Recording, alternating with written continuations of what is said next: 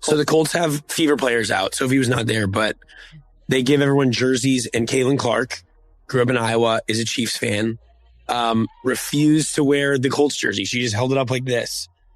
And she hasn't gone out and said, like, I didn't do it because I'm a Chiefs fan, but the internet was like, she's a real one. I love it. More than just the WNBA's public face, Caitlin Clark is in charge of everything, according to Sophie Cunningham. In Indiana. What Cunningham recently revealed on her podcast has league insiders scrambling and fans going nuts. We're discussing LeBron-level control, a commissioner who was recently thoroughly disparaged on social media, and cunning team strategies to undermine her. Nevertheless, nobody is talking about this subject. It goes well beyond basketball. This is about a league that was unprepared for Clark's might and jealousy. Everything we think is true. What Cunningham disclosed changes perceptions of the WNBA's alleged sisterhood. When Sophie Cunningham sat down, she didn't hold back for her most recent podcast appearance. The impact of her startling disclosure is still being felt. Clark does more than just play for the Fever, she really dominates the show. Like a 10-year veteran superstar in charge of the attacking scheme, and having a big voice in team decisions. Despite years of showcasing her skills, Cunningham compared Clark's effect to LeBron James's, asserting that she had the kind of strength that most novices could only dream of. This was also more than just an observation. Cunningham has experience playing with some of the biggest stars in women's basketball. The league. When she speaks, people listen. The discovery shocked basketball communities since it confirmed. Many people were suspicious that no one would speak up for a rookie with such authority. That is nearly unheard of in professional sports, and the league cannot ignore how uncomfortable it is for veterans. Furthermore, the comparison to LeBron wasn't drawn at random. Think about it, before front offices started building, even LeBron had to earn his stripes. Even though Clark came into the NBA with a lot of excitement, entire teams were built around his concept. As soon as Clark landed in Indianapolis, he assumed responsibility for the team's future. Cunningham revealed that Clark is regularly advised by the coaching staff on plays, adjustments, and even player selections. For any rookie, much less a fresh graduate from college months ago, which is unusual. The illness essentially gave her the keys to the kingdom. Additionally, Cunningham claims that Clark has not failed him. She has shown that she is capable of handling the work. But because she has it at all, there is a lot of conflict in the league. A 22-year-old is abusing her power that long-serving Warriors have never received. Nevertheless, Cunningham's disclosure of what was going on behind closed doors during Clark's first season was the genuine teams weren't only attempting. They intended to physically and psychologically ruin her in order to outscore her on the scoreboard. Cunningham revealed that her old squad, the Phoenix Mercury, had candid conversations about making every game in the locker room made Clark's life miserable. The strategy was simple and brutal. Check to see if the college standout could toughen up and handle the big leagues when things got dirty. This was hardly a basketball game. She was being aggressive, testing the boundaries of what the refs would call. This was psychological warfare carried out under the guise of veteran hazing. The Mercury players openly discussed regarding the necessity of testing Clark, slapping her, and informing her that the WNBA would not be throwing a red carpet party only because she garnered corporate sponsorships and millions of viewers. Cunningham made it clear that a few of veterans who were genuinely afraid of the limelight made this deliberate attempt. Even though Clark could not identify every person who took part in these conversations, she was getting this. The media was praising Clark when she reached settings where opponents had practically plotted how to frighten her. As the rescuer of women's basketball, her experience with rough play wasn't accidental or just a part of the sport. It was premeditated, calculated, and designed to convey a message. Veterans wanted to test if she would fight back or give under the pressure. They wanted to know if Clark was just another overhyped collegiate phenom who would struggle against professional competition or if the hubbub was genuine. Every issue expressed by Clark supporters over her treatment during the season is corroborated by Cunningham's admission. Then came the tipping point, when Cunningham became Clark's unofficial bodyguard. During a heated game between Mercury and the Fever, things quickly spiraled out of control. Clark became involved with a Mercury player in what seemed to be a deliberately vicious argument.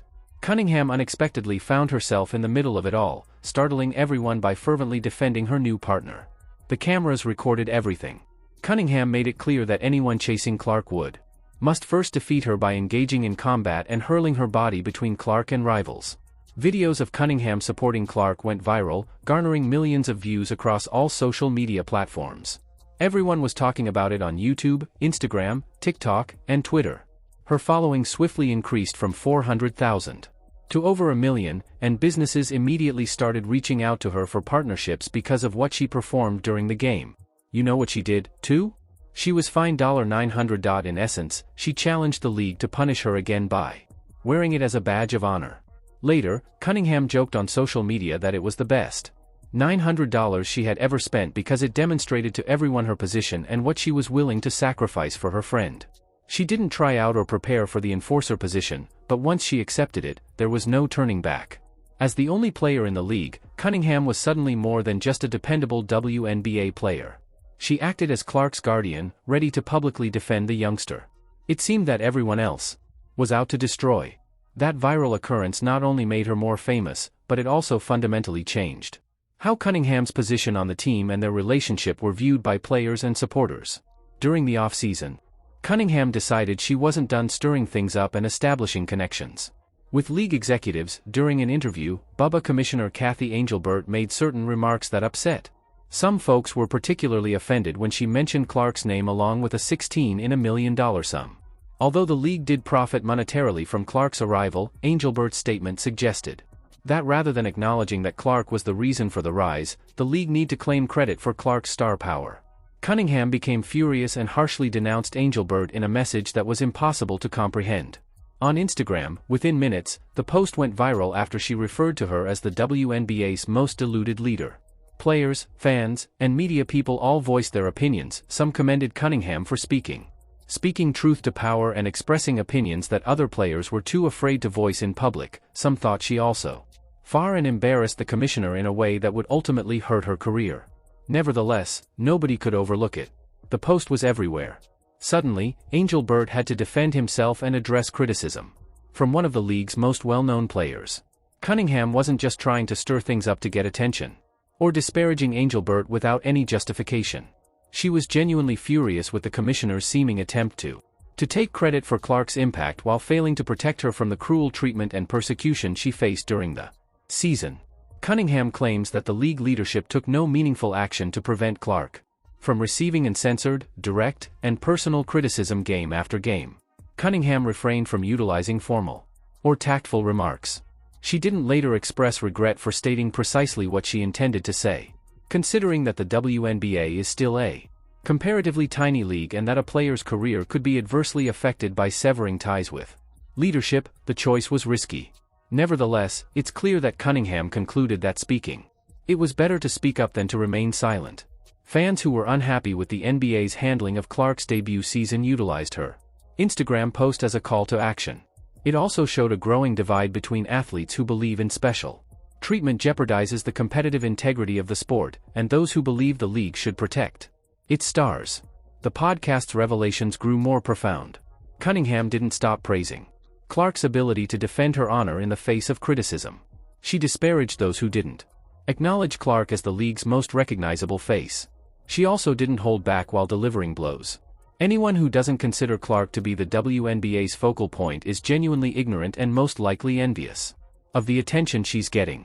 Cunningham didn't play politics or hold back in her NSFW diatribe, which caused listeners to rewind and share videos all over the place. From someone who has been in the trenches and is fully aware of Clark's contributions outside of the court, this was an open, unbiased evaluation. Cunningham expounded on the extent of Clark's influence, way beyond numbers, highlights, and Instagram followers. Her formerly half-empty store has sold out arenas, flooded ticket websites, and caused casual fans who had little interest in the WNBA to suddenly become devoted viewers. Her performance. She has also given women's basketball previously unheard of public attention, and apparel sales have skyrocketed 2 and 3 times as many people watch TV. After decades of disregarding women's basketball, business sponsors suddenly must become involved. Must deny that truth, in Cunningham's opinion, is to be willfully ignorant or so overcome by jealousy that prevents you from seeing past your own ego. She stated, "Rising tides elevate all boats, so whether they want to admit, whether you like it or not, Clark's attention benefits every WNBA player both monetarily and professionally." However, this is when things start to get interesting, and it's the part that really shows how difficult Cunningham and Clark's relationship isn't this romanticized fairy tale of buddies who adore one another. and spend all of their leisure time together, in spite of all the bodyguard moments that went viral, public support, and defense. In the comments area of a swimsuit advertisement, Cunningham publicly mocked Clark's attractiveness. Post. Although it was lighthearted banter, it showed a side of their relationship that people are unaware of. They are great friends but don't wear matching friendship bracelets. They are competitors who value. They respect each other's abilities and acknowledge each other's contributions to the team, yet they don't hesitate to poke. When the circumstances call for it or when one of them does something worthy of mockery, they make fun of one another. Cunningham has never been the type to create or appear to be close to someone just because it looks good on social media. Connections for public consumption. Clark doesn't appear to be either. Rather than being buddy-buddy off, their bond is built on mutual respect, whether they are playing on the court or spending a lot of time together outside of team activities. A genuine understanding of what it takes to succeed at the top level and a common love of competition.